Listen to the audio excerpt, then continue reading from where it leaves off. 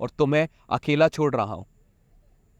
तुम इस पहली विद्या के माध्यम से एक पिशाचिनी को अपने कब्जे में कर सकते हो और उसकी मदद से तुम जो चाहो वो बन सकते हो।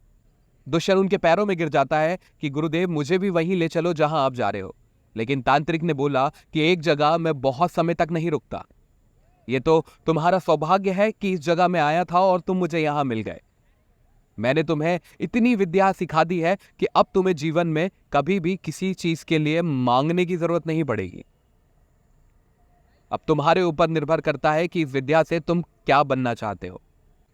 अब दुष्यंत उनसे इजाजत लेता है और अपने राह पे निकल जाता है, जहां उस किताब के माध्यम से वो उस विद्या को सीखता है और पहली पिशाचिनी को वो अपने पास बुला लेता है।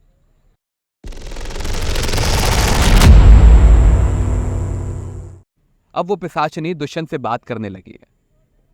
वो दुष्यंत को कभी दिखती नहीं है, लेकिन दुष्यंत को उसकी आवाज आती है और यह भी समझ में आता है कि वो किस साइड खड़े होकर के बात कर रही है। दुष्यंत उससे पूछता है कि मैं कैसे पैसे वाला बन सकता हूं। तो वो बोलती है, पैसे वाला बनना एकदम से सही नहीं है। मैं तुम्हें एक तरीका बताती हूं जिससे तुम ठीक ठाक पैसा कमाना शुरू कर दोगे। वो दुष्यंत से बोलती है, तुम किसी भी व्यक्ति को उसका पास्ट बता सकते हो, क्योंकि उस व्यक्ति को मैं देखते से ही उसका पूरा पास्ट जान लूंगी और तुम्हें बता दूंगी, और वो ही पास्ट तुम उससे बता देना। दुष्यंत ये सुनकर के खुश हो गया और उसने इसके लिए कुछ प्रयास करना चालू करे। धीरे धीरे कुछ ही दिन में दुष्यंत ने कुछ ऐसे लोगों को ढूंढ करके उनकी पिछली कहानी बता दी, जिससे दुष्यंत के ऊपर लोगों का विश्वास बढ़ने लगा। कुछ महीने दुष्यंत का काम बहुत अच्छा लगा, लेकिन दुष्यंत को समझ में आ गया कि यहां से मैं कुछ बहुत बड़ा काम तो नहीं कर पाऊंगा। लेकिन एक दिन दुष्यंत शहर के अंदर गया था कुछ काम से। तभी पिशाचिनी एक खाली दुकान के सामने जाकर के खड़ी हो गई। जब दुष्यंत ने पिशाचिनी से पूछा कि इस दुकान के सामने क्यों खड़ी हो, तब उसने बोला कि इस दुकान के मालिक से बात करो कि यह दुकान खाली है क्या। अब दुष्यंत समझ गया था कि पिशाचिनी का कोई ना कोई इशारा है मेरी तरफ। दुष्यंत ने उस मकान मालिक से बात करी तो पता चला कि यह दुकान आज ही खाली हुई है। तो दुष्यंत ने अपनी ज्योतिषी विद्या की वहां दुकान लगा ली।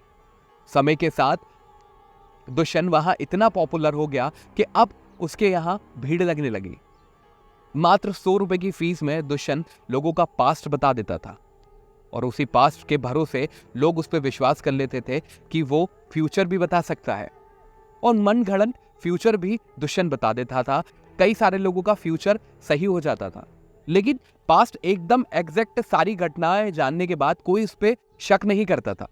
पिशाचिनी के सहारे उसने इस पदवी को तो हासिल कर लिया था। अब एक दिन दुष्यंत की लाइफ का टर्निंग पॉइंट आया। दुष्यंत अपनी दुकान पे बैठा हुआ था। तभी दुष्यंत देखता है कि सामने एक एम्बेसडर कार रुकी हुई है। आकर के वो एकदम से रुकती है।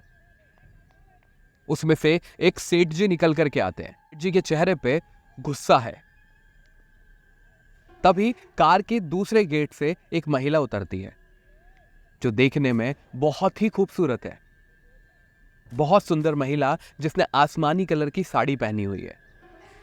उसकी नीली नीली आंखें उसकी साड़ी के साथ एग्जैक्ट मैच कर रही थी। उसकी लंबी चोटी जिसे देख करके कोई भी मोहित हो सकता था। यहां दुष्यंत की आंखें उस महिला के ऊपर टिक गई, और जैसे जैसे वो महिला उस कार से दुष्यंत के करीब आ रही थी, दुष्यंत ने देखा उस महिला के चेहरे पे निराशा है। और जब उसने उस आदमी को देखा, वो समझ गया कि इस आदमी के चेहरे पे गुस्सा है। जरूर कोई ना कोई बात है, लेकिन दुष्यंत मनी मन वही घबरा रहा था, कहीं इसे मेरी पोल तो नहीं पता चल गई। लेकिन जब वो व्यक्ति उसके पास आया, उसने आकर के दुष्यंत के पैरों को छुआ, तब दुष्यंत के जान में जान आई, और उसने बताया कि मैं यहां का नगर सेठ हूं और आपके पास मैं कुछ साल पहले आया, लेकिन उस समय मैंने आपको अपने बारे में कुछ नहीं बताया था। लेकिन आपने मुझे जो जो कहा मैंने वैसा वैसा किया। आज मेरा व्यापार बहुत बड़ा हो चुका है, और आप ही के आशीर्वाद से मेरा ये सारा कारोबार इतने अच्छे से चल रहा है। तभी वो सेठ बोलता है कि महाराज, मैं चाहता हूं कि आप मेरे साथ मेरे घर चलो।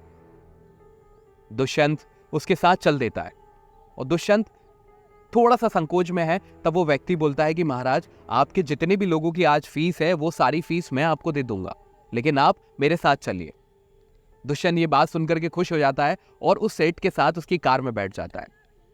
कार के अंदर ये लोग कुछ भी बात नहीं करते और जैसे ही दुष्यंत उस सेठ के घर के बाहर उतरता है वो देखता है आलीशान महल है ये तो। ऐसा मकान दुष्यंत ने सिर्फ तब देखा था जब उसके पिता एक पदवी पे थे, क्योंकि कई सालों से दुष्यंत एक ऐसी जिंदगी जी रहा था जो कि गुमनाम जिंदगी थी। दुष्यंत उस घर के अंदर जाकर के देखता है इतना आलीशान सोफा, इतना आलीशान झूमर, सब चीजें देख करके वो समझ जाता है कि अब मेरी लॉटरी लगने वाली है। तभी दुष्यंत को वो ऊपर वाले कमरे में ले जाते हैं। अब अचानक से वहां वो सेठ बाहर चला जाता है और गेट बंद कर देता है, लेकिन उसकी पत्नी वहीं खड़ी रहती है। दुष्यंत को कुछ भी समझ में नहीं आता और दुष्यंत उसे एक टक निहार रहा होता है। तभी वो औरत दुष्यंत के कदमों में गिर जाती है और उनसे बोलती है कि बाबा आप ही मुझे बचा सकते हो, आप मुझे बचा लो। और उसके आंखों से गिरते हुए आंसू मानो दुष्यंत का कलेजा चीर रहे हो। इतनी खूबसूरत महिला रोते हुए दुष्यंत के कदमों में पड़ी हुई है। दुष्यंत उसके कंधों पे हाथ रखता है और बोलता है क्या समस्या है आपकी? तो वो बोलती है कि महाराज अगर आज मैं जिंदा हूं तो सिर्फ आपकी वजह से, क्योंकि मैं अपने प्रेमी के साथ ये शहर छोड़ करके भाग करके जा रही थी, लेकिन मेरे पति ने मुझे और मेरे प्रेमी को पकड़ लिया। उसे तो इतना मारा है कि मानो उसकी जान ही चली गई हो, लेकिन मैं सिर्फ आपकी वजह से बच गई, क्योंकि आप ही ने मेरे पति से कहा था तुम्हारा यश और वैभव तुम्हारी पत्नी की वजह से है। जब तक तुम अपनी पत्नी से प्रेम करते रहोगे तुम्हारा कारोबार फल फूलता रहेगा। इसी वजह से उन्होंने मुझे कुछ नहीं कहा। तभी वो बोलती है महाराज आप मुझे बचा लीजिए, आप जो मांगोगे वो मैं देने के लिए तैयार हूं। लेकिन दुष्यंत उनसे कहता है आप थोड़ा सा दूर रहिए, आप चिंता बिल्कुल मत करिए और अपने पतिदेव को बुलाइए। वो तुरंत अपने पतिदेव को बुलाती है और जैसे ही उसका पति अंदर आता है दुष्यंत उस पिशाचिनी से कहता है कि इसके पति के बारे में भी तो पता लगाओ कि ये भी इसी प्रकार का, ये भी कोई ऐसा कैरेक्टरलेस आदमी तो नहीं है। वो पिशाचिनी बताती है कि इसका इसकी पत्नी के अलावा कोई और प्रेम संबंध नहीं है। तब दुष्यंत समझ जाता है कि अपनी पत्नी से प्रेम तो बहुत करता है और दुष्यंत उसकी पत्नी को बचाने के लिए बोल देता है कि ये बात तो मैं आपको पहले ही बता सकता था, लेकिन मैंने सिर्फ इसलिए आपको नहीं बताई कि आप पहले से ही अपनी इस लाइफ को अधूरा सा ना समझ लें। लेकिन आज जब ये बात सभी के सामने आ गई है तो मैं आपको बता दूं, ये पूर्व जन्म का एक छोटा सा कार्य है। आपने पिछले जन्म में कुछ ऐसा ही कार्य किया था जिसकी वजह से आज आपको ये भुगतना पड़ रहा है। सेठ जी उनके कदमों में गिर जाता है और बोलता है कि महाराज अब मैं क्या करूं। तो दोस्तों इस पार्ट में सिर्फ इतनी ही कहानी है। अगले पार्ट में आपको पता चलेगा कि दुष्यंत की किस्मत कैसे बदली और वो कौन सी पिशाचिनी थी जिसने दुष्यंत से कहा था कि एक अलग कमरे में तुम मुझसे मिलो, क्योंकि मैं तुम्हें कुछ और भी तांत्रिक क्रियाएं सिखाने वाली हूं। तो अगले पार्ट को देखना बिल्कुल ना भूलिए और अगर आपने अभी तक चैनल को फॉलो और सब्सक्राइब नहीं किया है तो जल्दी से कर लीजिए। वो हॉरर स्टोरी आपके लिए हर रोज एक नई कहानी लेकर के आती है। तो चैनल को सब्सक्राइब करना बिल्कुल ना भूलिए, वीडियो को लाइक करिए और शेयर करिए सभी वीडियो को जो इस तरह की वीडियो देखना पसंद करते हैं। तब तक आप अपने परिवार के साथ खुश रहिए और इसका अगला पार्ट कल आपको इसी चैनल पे ठीक इसी समय मिल जाएगा।